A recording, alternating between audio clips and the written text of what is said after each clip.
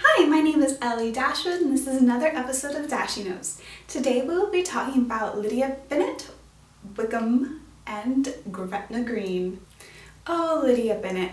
She just loves making trouble for her family.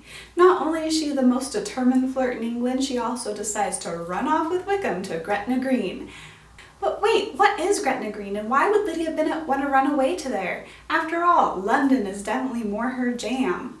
Those are great questions and we'll be answering those for you today here on Dashy Notes. My name is Ellie Dashwood and this is Dashy Notes, where we answer your modern day questions about classic literature.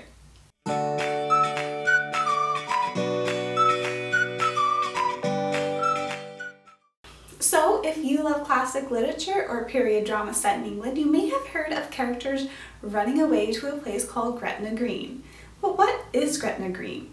Well, it's a small town in Scotland that's on the border of Scotland and England. You know, actually, when I was over there visiting the UK, which is the awesomest thing ever, we drove past the motorway sign that says, "This is the exit to Gretna Green." And I was so excited. And you can't even really see the town from the motorway, but I saw the sign.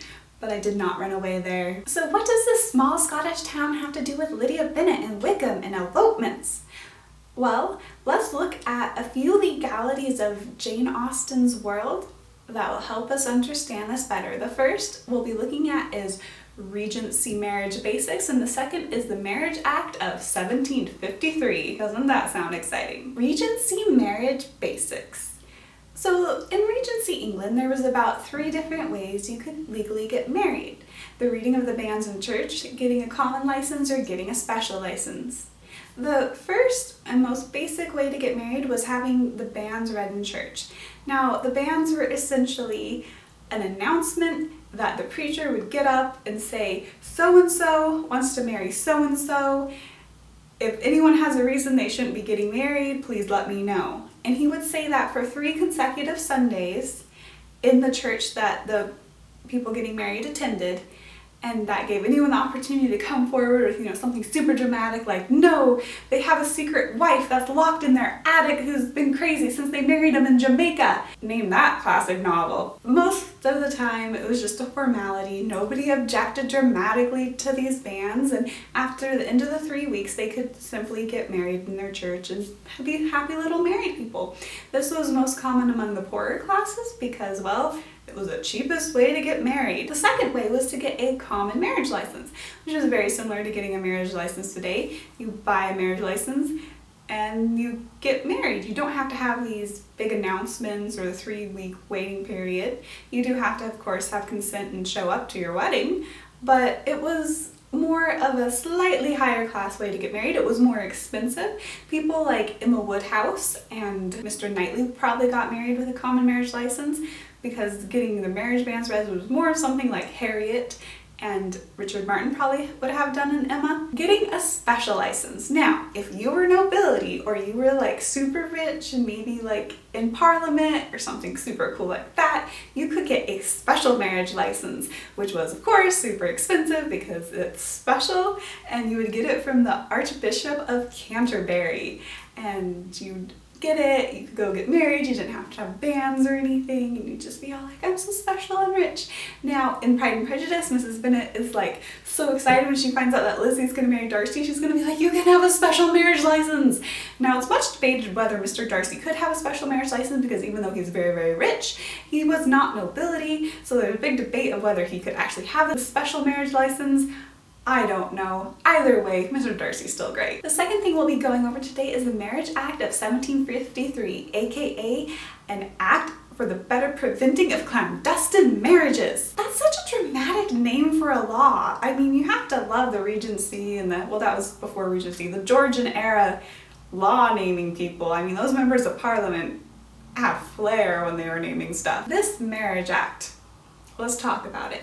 So we went over the 3 ways that people could get married in Regency England, and if you think that there's so many awesome ways you can get married, why would you run off to Scotland? And the answer is, of course, age. Now, this act in 1753 was basically solving the problem the British had with apparently runaway teenagers getting married clandestinely. That was a big problem we were having.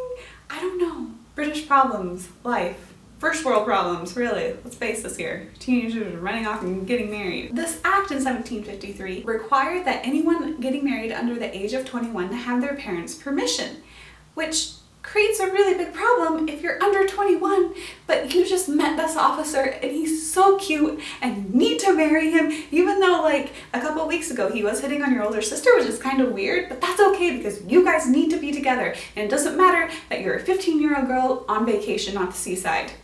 Yes, I'm talking about Lydia Bennet. So why is Lydia Bennet and Mr. Wickham running away? Because Lydia knows that her father, Mr. Bennet, would never agree to her marrying Mr. Wickham. So they need to go somewhere where the Marriage Act of 1753 will not prevent them from getting married. And where is that? Scotland. Because in Scotland at this time, you could still get married if you were a girl at 12 and if you were a boy at 14, which is incredibly young, and I don't know what they were thinking at the time.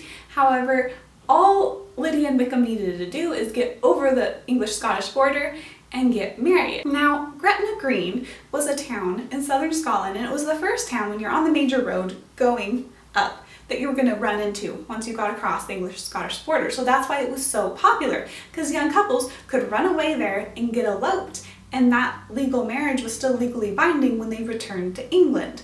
And that's why Gretna Green became the original Las Vegas of the world, because people were running away to elope there, and marriages were not as good of an idea there as they are mostly in Las Vegas today. So that is Lydia and Wickham's plan. They're gonna run away to Scotland, get eloped, and come back down as man and wife.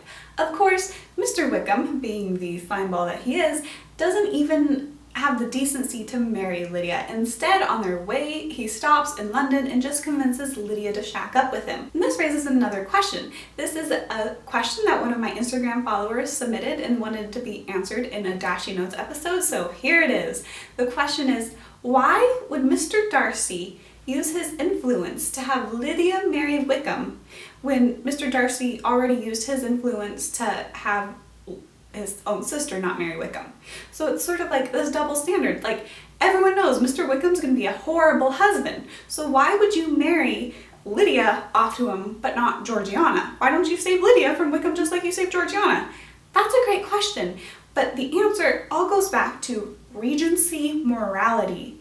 Because if you remember, Lydia ran away with Mr. Wickham and shacked up with him in London, which means she committed immorality, which means she's essentially destroyed her reputation and any hope she has of making a good marriage match, or really any marriage match. Girls at this time losing their good character ruined the rest of their life. If she does not marry Mr. Wickham, she's going to live out the rest of her days in loneliness, poverty, and shame. Pretty much, marrying Mr. Wickham is the only way she can to somewhat save her reputation, help her sisters out, because her ruining her own reputation is now affecting their reputation by association. And it's pretty much the only way she's not going to end up in complete poverty as she gets older. And so marrying Mr. Wickham is the better of two evils there, really. Meanwhile, Darcy's sister Georgiana did nothing to ruin her name. She did not commit immorality with Mr. Wickham, and even though she planned to run away and elope and marry him, that was not something that would ruin her entire future like what Lydia had done. So that allowed Mr. Darcy to step in, prevent this horrible marriage, and save his sister. Meanwhile, since Lydia had already run off with Mr. Wickham, Darcy had no way to essentially prevent the big domino effect on her life. And instead, he helped her choose the lesser of the two evils of marriage to Mr. Wickham, or, you know, essentially playing out the Scarlet Letter by Nathaniel Hawthorne for the rest of her life. And really, that was so great of Mr. Darcy, and isn't that why we all love him? So in conclusion, why does Lydia run away to Scotland? Because she's too young to get married in England, and Gretna Green is the closest place she can go and marry her beloved Wickham without her parents standing in the way. And because she doesn't make very good life decisions. That's really the bigger reason we're dealing with here. Big reason. Lydia makes bad life decisions. So my name is Ellie Dashwood, and this has been another episode of Dashie Notes. I hope you've enjoyed it. In the comments, let me know, if you lived in Regency, England, how would you get married? Would you have the banns read? Would you have a common license? Would you have a super special license? Or would you run away to Gretna Green? Comment below and let me know. Also, make sure to subscribe to my channel for more awesome videos about classic literature and Jane Austen. Thank you so much for watching again, and I hope you have a great day.